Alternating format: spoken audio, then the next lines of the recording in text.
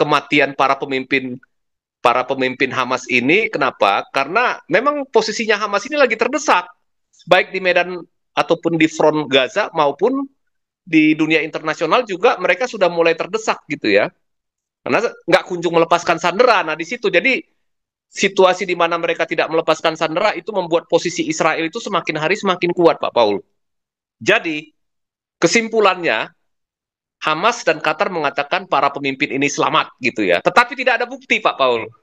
Ya, tidak ada bukti mereka selamat. Misalkan ditunjukkan foto atau video atau apapun, tidak ada buktinya gitu. Jadi ada kemungkinan mereka semua sudah tewas, tapi masih ditutupi. Makanya kita tunggu beberapa hari kemudian ini. Kalau mereka muncul di televisi, Al-Haya, Khalid Mesal dan teman-teman muncul, ya betul mereka selamat. Tetapi kalau mereka nggak muncul lagi, ya bisa-bisa sudah game over, Pak Paul, sudah habis. Jadi bayangkan situasi yang terjadi. Kalau misalnya sekarang ini Hamas di Gaza sedang dalam keadaan terdesak, sementara pemimpinnya diperkirakan hampir semuanya sudah mati, termasuk yang di Qatar. Apa kata dunia, Pak Paul? Nah, disinilah yang berat buat Qatar itu. Siapakah apakah mungkin Oki itu perang sama Israel?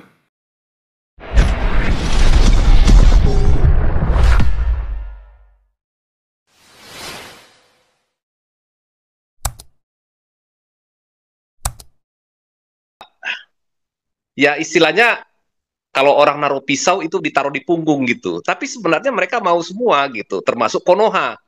Cuman ya Konoha ya mau apa Konoha? Negara miskin juga. Paling-paling juga ke Qatar sana mungkin mungkin cari cari utangan Pak Paul gitu. Cari pinjaman. Nah, itu kira-kira. Oke, kalau menjawab pertanyaan Pak Paul dari saya begitu. Ya, saya bisa jelaskan analisa analisa ini pertempuran yang terakhir ini. Apa saya teruskan atau gimana Pak Paul? Halo Pak Lanjut, Paul? lanjut dulu, lanjut dulu. Oke, saya lanjut. Nah, Lanjut. ini. Oke. Kalau memang ini saya lanjut dulu. Jadi, sekarang ada serangan ke Qatar. Serangan yang sangat presisi. Surgical strike. Untuk menyerang, kurang lebih ada 7 atau 8 pemimpin Hamas yang tertinggi, termasuk Khalid Mesal, Al-Haya, dan lain-lainnya. Nah, tapi menurut Qatar dan Hamas, pemimpin mereka selamat. Yang korban itu adalah salah satunya itu adalah prajuritnya Qatar, mungkin pengawal. Terus kemudian yang lain itu pengawal-pengawal. Alasannya mereka begini, kenapa selamat? Karena pemimpin Hamas itu meninggalkan HP-nya di satu ruangan, kemudian mereka ya sholat atau sembahyang, begitu kira-kira Pak. Alasannya begitu. Karena biasanya serangan yang seperti ini itu yang diincar itu Pak sebetulnya gelombang komunikasi ya, radio ya. Kedua, handphone. Pokoknya yang serba elektronik itu akan dilacak. Baik itu milik pengawal maupun sinyal milik para pemimpin Hamas ini. Kalau menurut informasi intelijen yang diterima oleh Israel, tidak ada kemungkinan para pemimpin ini selamat. Tetapi sepertinya Qatar ini menutupi maupun Hamas menutupi kematian para pemimpin Hamas ini. Kenapa? Karena memang posisinya Hamas ini lagi terdesak, baik di medan ataupun di front Gaza maupun di dunia internasional juga mereka sudah mulai terdesak gitu ya. Karena nggak kunjung melepaskan sandera. Nah di situ jadi situasi di mana mereka tidak melepaskan sandera itu membuat posisi Israel itu semakin hari semakin kuat, Pak Paul. Jadi kesimpulannya Hamas dan Qatar mengatakan para pemimpin ini selamat gitu ya. Tetapi tidak ada bukti, Pak Paul. Ya, tidak ada bukti mereka selamat. Misalkan ditunjukkan foto atau video atau apapun, tidak ada buktinya gitu. Jadi ada kemungkinan mereka semua sudah tewas, tapi masih ditutupi. Makanya kita tunggu beberapa hari kemudian ini. Kalau mereka muncul di televisi, Al-Haya, Khalid Mesal dan teman-teman muncul, ya betul mereka selamat. Tetapi kalau mereka nggak muncul lagi, ya bisa-bisa sudah game over, Pak Paul, sudah habis. Jadi bayangkan situasi yang terjadi. Kalau misalnya sekarang ini Hamas di Gaza sedang dalam keadaan terdesak, sementara pemimpinnya diperkirakan hampir semuanya sudah mati, termasuk yang di Qatar. Apa kata dunia, Pak Paul? Nah, disinilah yang berat buat Qatar itu. Artinya apa? Dukungan dia, kudanya dia udah mati, Pak Paul. Kudanya Qatar ini. Nah, kira-kira seperti itu. Kalau orang-orang di Israel itu sudah yakin mereka tewas gitu. Nah, tidak ada kemungkinan, Pak, dengan 10 bom berkekuatan besar, meskipun tidak menghancurkan seluruh seluruh bangunan, itu mereka selamat. Kecuali mereka ada di tempat yang lain, bukan di gedung itu. Yang herannya kita, mereka berkumpul di situ untuk membahas bagaimana proposal Amerika yang sudah mereka tolak dari sejak bulan Februari yang lalu. Mereka mau olah-olah itu lagi supaya bisa. Jadi begini Pak Paul, kalau Hamas ini selamat, ya artinya Israel berdamai, sandera dipulangkan, tentara Israel mundur, maka Hamas akan menjadi organisasi teror paling kaya di dunia. Bayangkan aja Pak Paul, seluruh dana rehabilitasi dan pembangunan kembali Gaza itu akan dipegang oleh Qatar. Mungkin dia lebih kaya dari Konoha Pak Paul, mungkin duitnya nanti gitu. Ah itulah dia. Jadi mereka ini berpikir Hamas itu nggak peduli dengan nyawa ataupun nasib rakyat Gaza. Mereka berpikir kalau mereka selamat mereka akan kaya. Seluruh uang dari seluruh ini untuk membangun Gaza dari PBB dari mana-mana akan masuk ke dalam kasnya Hamas. Itulah yang mereka ini dan itulah yang Netanyahu tidak mau Pak Paul. Tidak akan membiarkan Hamas itu untuk membangun kembali Gaza sebagai sarang terowongan teror. Sudah terlalu banyak korban, 1.300 rakyat sipil tanggal 7 Oktober dan 900 lebih prajurit, hampir 950. Jadi jadi ya bagaimanapun kalau tadi di video yang Pak Paul tunjukkan, sekarang pertimbangannya adalah Israel lebih berat kepada perlindungan masyarakatnya di masa yang akan datang daripada melepaskan sandera. Kalau bisa dapat dua-duanya. Tetapi yang paling berbahaya adalah untuk masa yang akan datang.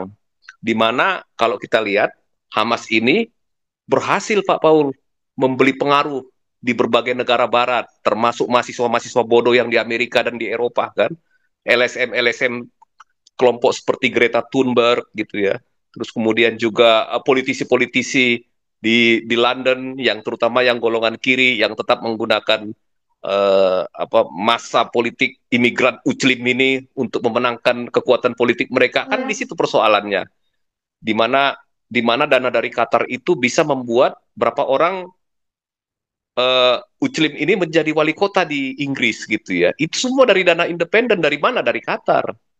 Jadi yang ingin message yang disampaikan oleh Israel kepada Qatar dan siapapun pelindung Hamas bahwa perang akan masuk ke rumah kalian gitu. Jadi selama ini mungkin Qatar merasa bahwa sebagai sekutu Amerika dia akan aman gitu. Israel tidak akan berani mengutak-ngatik. Hamas juga merasa bahwa Qatar itu adalah safe haven, surga dunia bagi mereka. Tidak.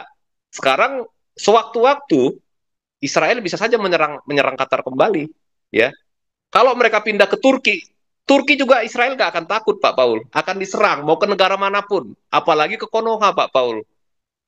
Ya, pasti gitu. Akan diserang. Mau ke Malaysia, akan diserang juga. Jadi, tidak ada pilihan bagi Hamas ini meletakkan senjata dan melepaskan sandera. Kalau mereka membunuh sandera sekarang, oh lebih mudah bagi Israel. Mereka akan menghabiskan Hamas tanpa ampun ya di Gaza gitu. Habis Pak Paul pasti. Kalau nggak ada sandera. Jadi tiket keselamatannya Hamas ini dari perang di Gaza adalah supaya merawat sandera itu baik-baik, tunggu dibebaskan. Ujung-ujungnya nanti kemungkinan besar Hamas akan pergi gitu. Solusinya seperti itu, pergi meninggalkan Gaza dan melepaskan sandera kalau mau selamat. Apalagi sekarang ini ya, sepertinya di PBB lagi digalang ini bagaimana supaya mengeluarkan resolusi, tapi sudah sulit sih kayaknya. Nah, satu sisi lagi yang mau dikejar oleh Israel adalah Qatar maupun PLO itu melakukan lobby ke negara-negara barat untuk pengakuan negara Israel bulan September ini tadinya atau bulan Oktober. Jadi, dengan adanya serangan seperti sekarang ini, fokus mereka untuk melakukan diplomasi pengakuan negara Palestina ini itu pasti akan terganggu, terpecah konsentrasinya Pak Paul. Nah, terpecah konsentrasinya jadi artinya apa? Di satu sisi Eropa juga semakin hati-hati untuk memberikan pengakuan terhadap negara Palestina. Dan kedua, Iran juga lagi terjepit juga kan dengan mekanisme snapback. Jadi snapback itu di mana kalau Iran tidak mau diperiksa oleh Badan Atom Internasional dan tidak mau menghentikan program nuklirnya, maka sanksi yang dikenakan kepada Iran di tahun 2017 akan diperlakukan kembali, sanksi ekonomi, militer, teknologi, perdagangan. Pokoknya Iran akan dimiskinkan gitu. Jadi Iran juga nggak akan berani bergerak gitu sekarang ini. Nah, Israel mengubah paradigma perang yang tadinya batas perang itu adalah antar wilayah negara, sekarang tidak. Kenapa? Karena Israel melakukan perang yang asimetrik, perang yang tidak simetris. Jadi dia berhadapan dengan Hamas yang tidak mengenal batas wilayah. Hamas bisa ada di mana saja. Hamas bisa ada di negara apapun gitu ya. Jadi Israel juga harus merubah doktrin militernya. Saya nggak ada Pak Tobing lagi ya. Doktrin militernya di mana kalau dulu doktrin militer itu adalah dibatasi oleh frontnya itu oleh perbatasan negara. Kalau sekarang tidak ada batas negara lagi Pak Paul. Dengan perang yang asimetrik seperti yang dilakukan oleh Israel terhadap Hamas ini, perang ini udah lintas batas negara. Jadi uh,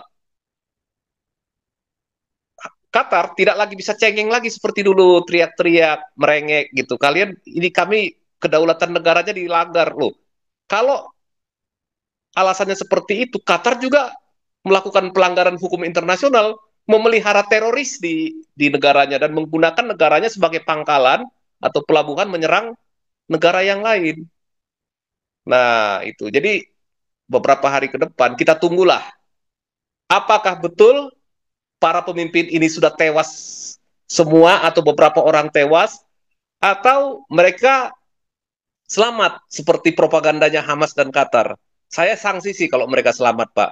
Kalau ngelihat frekuensi serangan yang dilakukan itu 10 bom presisi yang begitu tepat. Cuman memang ada sedikit kekurangannya waktu itu ya, kurang tega gitu. Harusnya gedung itu bisa dihancurkan total, tapi Israel juga masih menjaga takut ada korban warga sipilnya negara Qatar karena bagaimanapun dia masih menjaga lah gitu ya, masih menjaga ini situasi di Qatar ini supaya tidak terlalu ini ya, kalau banyak korban warga sipil Qatar kan nanti kan akan menimbulkan kemarahan ataupun yang akan jadi terjepit nanti adalah Amerika ditekan kembali oleh Qatar. Nah, itu persoalannya. Oke, itu dulu Pak Paul sambil kita diskusi nanti kita bahas bagaimana ininya perkembangannya. Terima kasih Pak Paul.